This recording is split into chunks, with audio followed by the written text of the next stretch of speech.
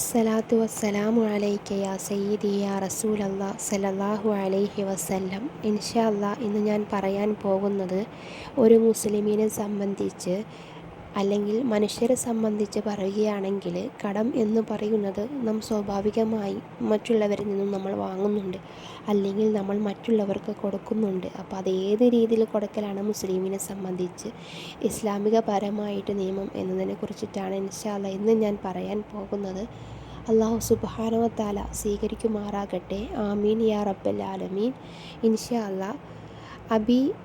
അബി മസ്ഊദ് റളിയല്ലാഹു അൻഹു റിപ്പോർട്ട് ചെയ്യുന്നുണ്ട്. കാല നബി സല്ലല്ലാഹു അലൈഹി വസല്ലമ തങ്ങൾ പറയുന്നുണ്ട്, വല്ലവനും ദാരിദ്ര്യം ഉണ്ടാക്കുകയും പരിഹാരത്തിന് വേണ്ടി ജനങ്ങളിലേക്ക് ഇറങ്ങുകയും ചെയ്താൽ അവൻ്റെ ദാരിദ്ര്യം തീരുകയില്ല.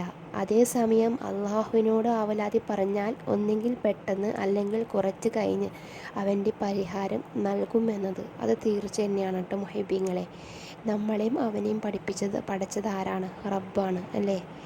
അവനിക്ക് അന്നവും ഭക്ഷണവും പണം സ്വത്തും എല്ലാം കൊടുക്കുന്നവൻ ആരാണ്? അള്ളാഹു ആണല്ലേ. അപ്പോഴെന്താണ് നമ്മൾ അള്ളാഹുവിനോട് കൈകൾ ഉയർത്തി പറയാം.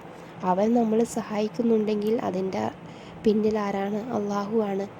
അതുകൊണ്ട് നമുക്ക് എന്ത് വിഷമവും എന്ത് പ്രയാസങ്ങൾ വരുമ്പോഴും അള്ളാഹുവിന് മുന്നിൽ നേരിട്ട് കൈകൾ ഉയർത്തി ദുആ ചെയ്താൽ ആ ദുആക്ക് എന്താണ്, ഒന്നല്ലെങ്കിൽ പെട്ടെന്ന് അല്ലെങ്കിൽ പതുക്കെയായാലും ഉത്തരം കിട്ടുമെന്നത് തീർച്ചയാണ് ഇൻഷാ അല്ലാ. നമ്മുടെ ചില ആവശ്യങ്ങളും അറിയുന്നവൻ അള്ളാഹുവാണ്. അവൻ്റെ പക്കലിലാണ് അതിന് യാഥാർത്ഥ്യം പരിഹാരമുള്ളത്. അവൻ ഉദ്ദേശിക്കാതെ ആർക്കും നമ്മെ സഹായിക്കാനോ നമ്മുടെ പ്രശ്നങ്ങൾക്ക് പരിഹാരം നൽകുവാനോ കഴിയില്ല. ആരെ സഹായിക്കണമെങ്കിലും അവൻ അവർക്ക് തോന്നിപ്പിച്ചു കൊടുക്കണം. ഇല്ലെങ്കിൽ ആർക്കും നമ്മെ സഹായിക്കാനെന്താണ് കഴിയില്ല. നമ്മളൊരു വ്യക്തിയോട് ചോദിച്ചാൽ ആ വ്യക്തി നമുക്ക് തന്നുന്നുണ്ടെങ്കിൽ അള്ളാഹു തോന്നിപ്പിക്കണം. അല്ലെങ്കിൽ പൈസ ഉണ്ട്, ആ വ്യക്തിയോട് പൈസ ചോദിച്ചാൽ ആ പൈസ തരാൻ ആ വ്യക്തിക്ക് തോന്നണമെങ്കിൽ എന്താണ്, അവിടെ എന്ത് നടക്കണം? അള്ളാഹുവിൻ്റെ ഒരു തീരുമാനം നടക്കണം. എങ്കിലാണ് എന്ത്, ആ വ്യക്തിക്ക് നമ്മളെ സഹായിക്കാനോ അല്ലെങ്കിൽ നമുക്ക് പൈസ തരാനോ എന്താണെന്ന് വെച്ചാൽ തരാൻ കഴിയത്തുള്ളൂ. റബ്ബ് തോന്നിപ്പിച്ചില്ലെങ്കിൽ ആ വ്യക്തിക്ക് തരാൻ തോന്നൂല അല്ലേ. അതല്ലേ ശരിയായ യാഥാർത്ഥ്യം. പറയുന്ന വാക്കുകൾ മനസ്സിലാക്കാൻ നോക്കാട്ടെ മുഹിബീങ്ങളെ. ചില ദാരിദ്ര്യം വന്ന ജനങ്ങളിലേക്ക് ഇറങ്ങുന്നു. മുതലാളിമാരോടും മഹല്ല് കമ്മിറ്റിക്കാരോടും യാചിക്കുന്നു. റെസിപ്റ്റ് അടിച്ച് വിരിപ്പ് നടത്തുന്നു. കടം വാങ്ങി തിരിച്ചു കൊടുക്കാൻ സാധിക്കുന്ന നിമിഷം അന്ന് നൽകണം.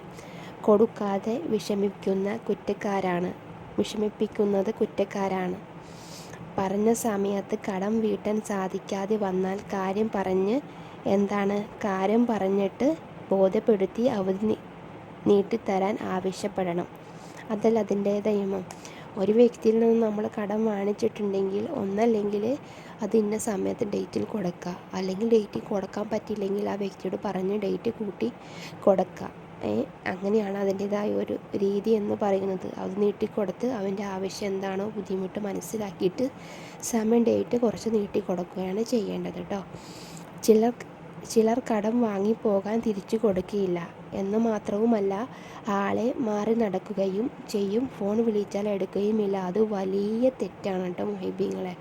ഒരാൾ നമ്മൾ കടം വാങ്ങിച്ചാൽ ആ വ്യക്തി പൈസ തന്നില്ല, നമ്മൾ വിളിച്ച ഒന്നല്ലെങ്കിൽ ആ ഫോൺ എടുക്കണം. ആ വ്യക്തി നമ്മളെ കാണുമ്പോൾ തല താഴ്ത്തി, അങ്ങനെയൊക്കെ സ്വാഭാവികമായിട്ട് നടക്കുന്നുണ്ടല്ലേ. ഈ തല താഴ്ത്തി നടക്കല്ലേ, കോൾ വിളിച്ചാൽ എടുക്കില്ല.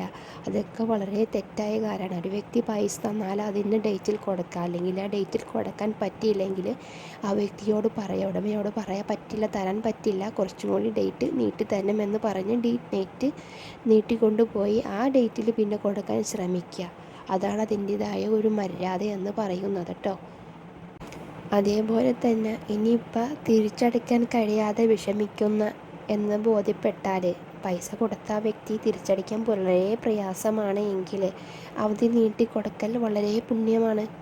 അതുപോലെ തന്നെ വിട്ടുകൊടുക്കാൻ അതിനും വലിയ പുണ്യമാണ്. ഒരു സംഖ്യ ഒരാൾക്ക് 2 തവണ കടം കൊടുക്കൽ അത്രയും സംഖ്യ സ്വതക്ക കൊടുത്ത പ്രതിഫലമാണ്.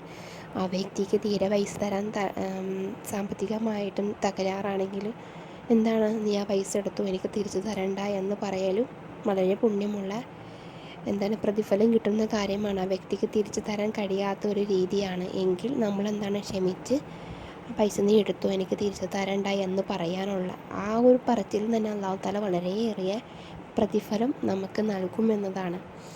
ഇങ്ങനെ ചെയ്താൽ അവനെ അള്ളാഹു ദുനിയാവിലും ആഖിറത്തിലും ഉപേക്ഷിക്കില്ല. അവൻ്റെ എല്ലാ കാര്യങ്ങളും അള്ളാഹു എളുപ്പമാക്കി കൊടുക്കുകയും ചെയ്യും. മനസ്സിലായോ പറഞ്ഞത് എന്താണെന്ന് മുഹിബീങ്ങളെ? നമ്മൾ ഒരാളിൽ നിന്ന് കടം വാങ്ങിച്ചാൽ ആ വ്യക്തിക്ക് തരാൻ പല ഡേറ്റിലും പറഞ്ഞിട്ടും പൈസ തരാൻ പ്രയാസമാണ്. മനസ്സിലായി കഴിഞ്ഞാൽ ആ വ്യക്തിയെ നമ്മൾ പൈസ വേണ്ട, നീ അത് പിടിച്ചോ എന്ന് പറഞ്ഞാൽ അള്ളാഹു സുബ്ഹാനഹു വ തആല അവനിക്ക് എന്താണ് കൊടുക്കുന്നത്? അള്ളാഹു ദുനിയാവിലും ആഖിറത്തിലും അവനെ ഉപേക്ഷിക്കുകയില്ല. അവനിക്ക് എല്ലാ കാര്യങ്ങളും അള്ളാഹു എളുപ്പമാക്കി കൊടുക്കും. ആ വ്യക്തിയെ സഹായിച്ചതിൻ്റെ പേരിൽ, തിരിച്ച് പൈസ ചോദിക്കാതെ സഹായിച്ചതിൻ്റെ പേരിൽ അള്ളാഹു തആല അവനിക്ക് കൊടുക്കുന്ന പ്രതിഫലമാണ് ഇപ്പോൾ ഞാൻ പറഞ്ഞിരിക്കുന്നത്. ഇനി ഒരു വ്യക്തി കടം വാങ്ങിച്ചൊരു വ്യക്തി മരണപ്പെട്ടാൽ മുത്തുനബി തങ്ങൾ പറയുന്നൊരു വാക്കുണ്ട്, കേൾക്കാം നമുക്ക് എന്താണെന്ന്. കടം വീട്ടാതെ മരണപ്പെടേണ്ടി വരികയെന്ന് ഭയങ്കരമാണ്. കടമുള്ളവൻ മരിച്ചാൽ നബി സല്ലല്ലാഹു അലൈഹി വസല്ലമ തങ്ങൾ അവരുടെ പേരിൽ ആദ്യം കാലത്ത് മയ്യിത്ത് നിസ്കരിക്കാറുണ്ടായിരുന്നില്ല. പിന്നീട് കടം വന്നവരുടേത് നബി സല്ലല്ലാഹു അലൈഹി വസല്ലമ തന്നെ ഏറ്റെടുത്ത് വീട്ടുകയായിരുന്നു പതിവ് എന്ന്. കടം വാങ്ങുമ്പോൾ അത് വീട്ടാനുള്ള വഴി കൂടി ചിന്തിക്കണം, അല്ലേ? മറ്റൊരാടെങ്കിലും തിരിച്ചു നടത്തി കൊടുക്കുക എന്നത് വീട്ടാനുള്ള യഥാർത്ഥ വഴിയല്ല. അത് താൽക്കാലിക മാർഗമാണ്. ഒന്ന് ശരിയായില്ലെങ്കിൽ വീട്ടാൻ പറ്റിയ ആസ്തിയുള്ളവൻ കടം വാങ്ങുക. ആസ്തിയുടെ വിലയേക്കാൾ കൂടുതൽ കടം വാങ്ങുകയും ചെയ്യരുത്. ആസ്തിയില്ലാത്തവർക്ക് സമ്പന്നരോട് സ്വതക്ക ചോദിക്കാം. ഇവിടെ പറയുന്നത് എന്താണെന്ന് ചോദിച്ചാൽ, കടം വാങ്ങുന്നതിന് മുന്നേ ആയിട്ട് എന്താണ് അത് തിരിച്ചു കൊടുക്കേണ്ട വഴി കൊണ്ട് നാം ചിന്തിക്കുക. ഇപ്പോൾ നമുക്ക് സാമ്പത്തികമായിട്ടും കൊടുക്കാൻ പറ്റുന്ന പാകത്തിലുള്ള കടം വാങ്ങിക്കുക, അതിന് മേലെ ആസ്തി വാങ്ങിച്ചാൽ ഒരുപക്ഷെ നമുക്ക് തിരിച്ചു കൊടുക്കാൻ പറ്റില്ല. അതുകൊണ്ട് നമ്മളെ കൊണ്ട് കഴിയണ എത്രയാണോ അത് പണം നമ്മൾ തിരിച്ചു കൊടുക്കാൻ പാകത്തിനായിട്ട് വാങ്ങിക്കുക. ഒരിക്കലും നമ്മൾ കഴിയാത്ത രീതിയിലുള്ള പണം ഒരിക്കലും ഒരാളെ നിന്ന് വാങ്ങിക്കരുത്. കാരണം അത് തിരിച്ചു കൊടുക്കുന്ന സാമ്പത്തികം നമ്മുടെ കയ്യിൽ ഉണ്ടാവില്ല. അതുകൊണ്ട് അപ്പോൾ പൈസ നമ്മൾ ഒരാളിൽ നിന്ന് വാങ്ങിക്കുമ്പോൾ എന്താണ് നമ്മൾ ചിന്തിക്കുക, തിരിച്ചു കൊടുക്കേണ്ട വഴി ഏത് വഴിയിൽ കൊടുക്കാമെന്ന് ചിന്തിക്കുകയും വേണം. പൈസ വാങ്ങിക്കുമ്പോൾ നമ്മൾ ആ ഒരു ചിന്തയും കൂടെ നമ്മുടെ മനസ്സിൽ നമ്മൾ ആലോചിച്ച് വച്ചേക്കണം, ഏത് രീതിയിൽ കൊടുക്കാം എന്നത്. അത് നാം മനസ്സിലാക്കേണ്ടത്. അതുപോലെ തന്നെ പറയുന്നത്,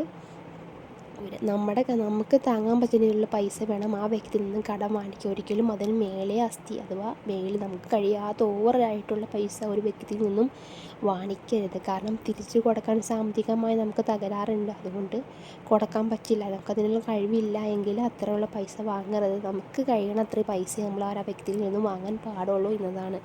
ഇനി സാമ്പത്തികമായി വലിയ പ്രതിസന്ധി വരാതിരിക്കാനുള്ള ചില വഴികൾ ഇസ്ലാം പഠിപ്പിക്കുന്നുണ്ട്.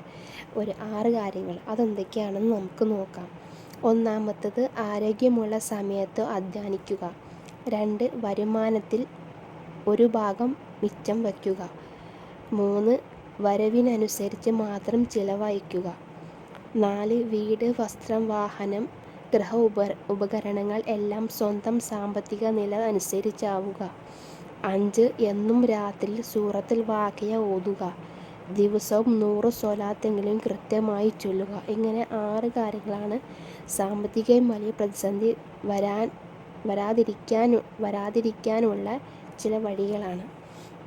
ദാരിദ്ര്യമൊക്കെ നീക്കാൻ സൂറത്തുൽ വാഖിയ ഓതുന്നത് നല്ലതാണ്. സ്വലാത്തുകൾ ധാരാളമായി മുത്തുനബി തങ്ങളെല്ലാം വർദ്ധിപ്പിക്കുന്നത് എല്ലാ കാര്യം കൊണ്ടും റാഹത്താണ്. നമുക്ക് ദുനിയാവിലും ആഖിറത്തിലും വലിയ പ്രയോജനമുണ്ട്.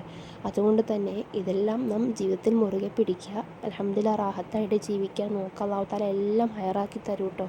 സ്വലാത്ത് ചൊല്ലിയാൽ ആ ജീവിതത്തിൽ നല്ല സന്തോഷം റാഹത്ത് ഉണ്ടാവത്തുള്ളൂ. അതുകൊണ്ട് തന്നെ സ്വലാത്ത് നാം മുറുകെ പിടിക്കുക. അതേപോലെ തന്നെ സൂറത്തുൽ വാഖിയ ഓതിയാൽ ആ ജീവിതത്തിൽ ദാരിദ്ര്യം ഉണ്ടാവില്ലെന്നാണ് കേട്ടോ. അതുകൊണ്ട് സൂറത്തുൽ വാഖിയയെല്ലാം നാം പാരായണം ചെയ്യാൻ നോക്കുക. ഇൻഷാ അല്ലാഹ് അല്ലാഹു സുബ്ഹാനഹു വ തആല നമ്മുടെ എല്ലാ പ്രയാസങ്ങളും മാറ്റി തരുമാറാകട്ടെ. അള്ളാഹു ഇഷ്ടപ്പെടുന്ന കൂട്ടത്തിൽ നമ്മളൊക്കെ ഉൾപ്പെടുത്തുമാറാകട്ടെ. അവൻ്റെ മേൽ നേരായ മാർഗ്ഗത്തിൽ ഇബാദത്തെടുത്ത് ജീവിക്കാനുള്ള തൗഫീഖ് അള്ളാഹു സുബ്ഹാനഹു വ തആല നമുക്കൊക്കെ നൽകുമാറാകട്ടെ. ആമീൻ യാ റബ്ബൽ ആലമീൻ. ദുആ വസിയത്തോടെ ഇൻഷാ അല്ലാഹ്.